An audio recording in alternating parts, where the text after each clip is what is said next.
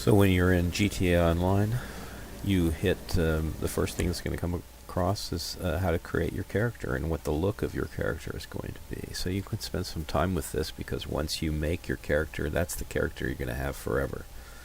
You can create a second character if you want, but you can transfer all of the stats from your first character to your second character. And I believe you can delete a character. So anyway, you can go through this and you make up the character the way you like it. And once you're happy with it, you can finish and start the few missions that are mandatory. You get one from Lamar, and there's a few, 2 or 3 that are mandatory. Do the introduction, the description that they offer, so you can get some more information from them. And then you're out into the open world and free roam. Once you're out in the open world and free roam, it gets to be very interesting, as you're going to have to deal with other players that want to kill you, psychopaths that like to stalk you and kill you over and over. So you're going to have to learn how to deal with that.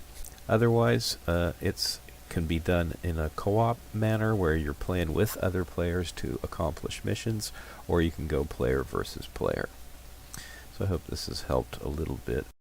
Okay, on the PC this is hitting escape, and then online, and then players, and it lists all the players that are in your session. You can leave the session and go to another session.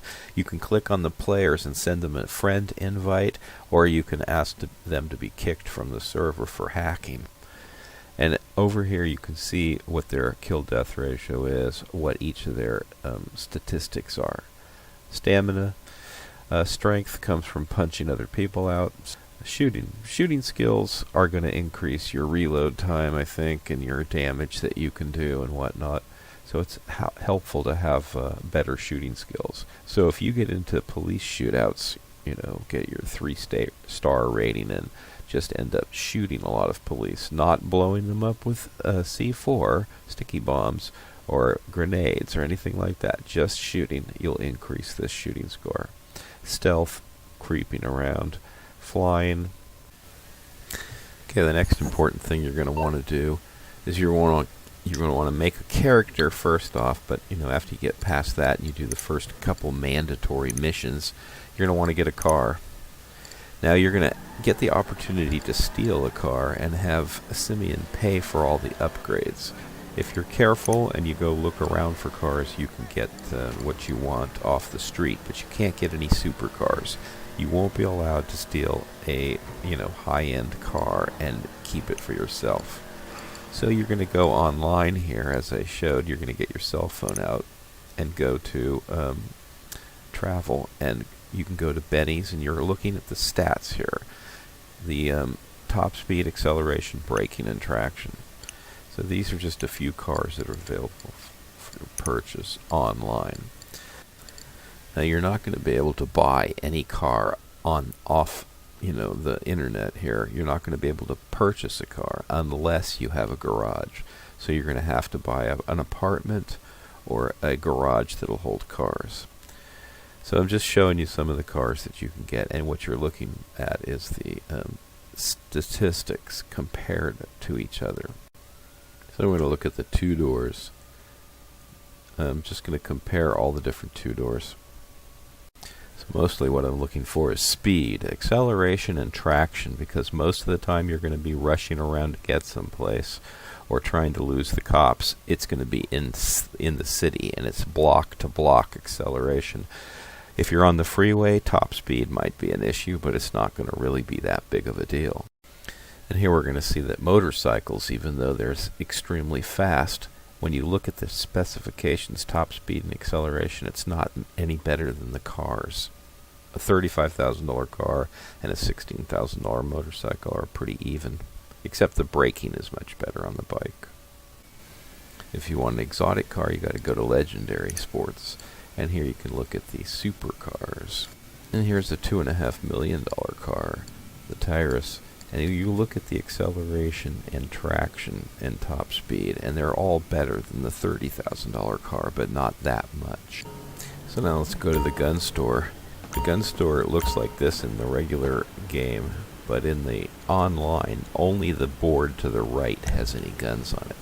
So when you click E to purchase something, only the right selection is available.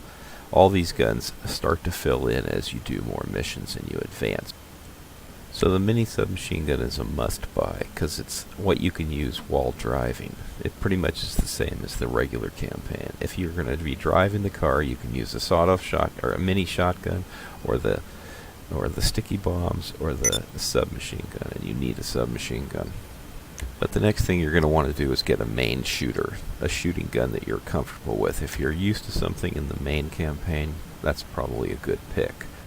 I'm showing the stats so that you can see them and compare. But the main shooter that I like is the Special Carbine because it has a 100-round coil magazine. That's the one that I'm showing right here. 100-round coil magazine. It's a pretty good gun. So you can see I have the drum magazine and the scope. And these things only become available later as you get more experience points. I don't like the Combat PDW. It's got a built-in silencer and slow rate of fire, and it didn't seem like it did very well for me. The Bullpup is a pretty good weapon. You can get a 60-round magazine with it, and you can get a scope. And all the scope does is when you press the zoom wheel on your mouse, or whatever you use to zoom your scope in with, it about doubles the size of everything. Once the assault shotgun becomes available, it appears to be the shotgun of choice. Stay safe!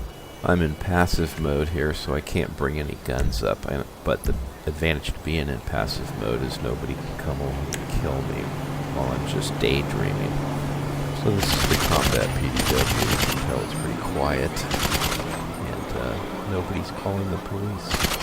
This is the Bullpup, and you can tell it's not Film that shit! This is the Special Carbine. This is the short gun shotgun. It's red. You have to be really close to do any damage here. You can't shoot it from a motorcycle. Here we're going to show the rocket launcher. It locks onto your target. When it turns red, it should go and get a kill with it. Of course, it doesn't always do that, as you'll see here. And when it's not locking to anything, you can get a target.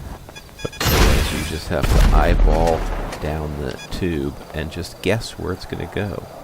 And just eyeball down the tube, guess where it's going to go, and pull the trigger. So now I'm going to show you how to play missions on your own or start jobs and host them. You go to Jobs, Play Job, and then Rockstar Created, and then Missions. And in here you'll find all the missions that are available to play. And you look at the right side over on the side where it says Players, and if it's 1 through anything, you can play it by yourself because you can play as 1. So you pick your mission, and then you click on it, and it says, do you want to do it? Yes, I want to do it. And then the next thing that comes up, it'll load, and then it says either it's available to play where somebody else is hosting it, or you can be the host. After the mission is over, you'll get a loading screen, and it'll go through the loading screen, and then it'll drop you into the world. In the world, any of your players that just finished the job with you can be ruthless enough to kill you, and then all of your money will drop out, and they can collect it. And if you've won $10,000 or $15,000 or $100,000, they can just take it. So what you want to do is you want to go into passive mode immediately. Then bring up your phone and go down to the world down below there, click on it, go to Money and Services, go to Maze Bank, go to Your Account, Main Menu, Deposit, and you'll have the money from your mission that you just made in there. Put the maximum amount in your account, yes, and then after that, if somebody shoots you, they can't take any of your money. And your money will be available to purchase anything you want in game, so you don't need to carry the money around with you. Then you bring your phone up, and you can look for the jobs and go start another job or do something else. So there's a few stores on GTA 5 Online. You just look on the map and you can find them. And you go into the store and then you can purchase food and snacks. And the food and snacks gives you health. So if you hit the button and go into your inventory, you can pick the food and snacks and up your health. So on PC you hit M and you bring up this window which allows you to go to your inventory. So here I'm regenerating my health. Going into the inventory and picking snacks, and then go into whatever I have in here, and I'm going to take some of it. Okay, in this I'm showing how overpowered the Kuruma is, the armored Kuruma. And I'm just going in here, and if you look at my green bar, it's hardly going down at all. In fact, I don't think it does go down at all. I'm going to be killing like 15 guys in here without suffering any damage. I don't have to hide behind cover to shoot at them. Just from inside the car, I'm protected. And you can have passengers come with you, and they can also shoot. So you can have 4 passengers in this car.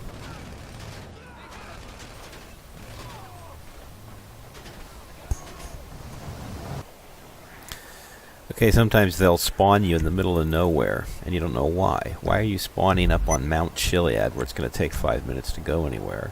So you look at the options and the last spawn location, and you can set where you want to be spawned. In the beginning, maybe it has random automatically set, but after you get a house, you can spawn at your house. Next, you can go into the interactive menu and go to Vehicles and request a personal vehicle, and it'll respawn your car right next to you. And then you want vehicle access to be restricted to just passengers. Otherwise, somebody can jump in your car and drive off in it and leave you stranded. And lastly, you can go to your phone and call Moore's Insurance to replace your car if it gets blown up or somebody else destroys it or the police destroy it. The other thing I'm going to suggest you do is that you go on YouTube and you watch the different heist missions that are available in GTA 5 Online, because the instructions are horrible and they're not going to tell you what to do. There's a Pacific Standard Job, the Prison Break, and Humane Labs. And if you look and watch somebody else completing them, you can get an idea of the job that each of the parties has to do, because it's not all everybody's all together. Most of the time they have individual jobs they have to do. And if you don't know where to go and what to do, then you fail over and over again.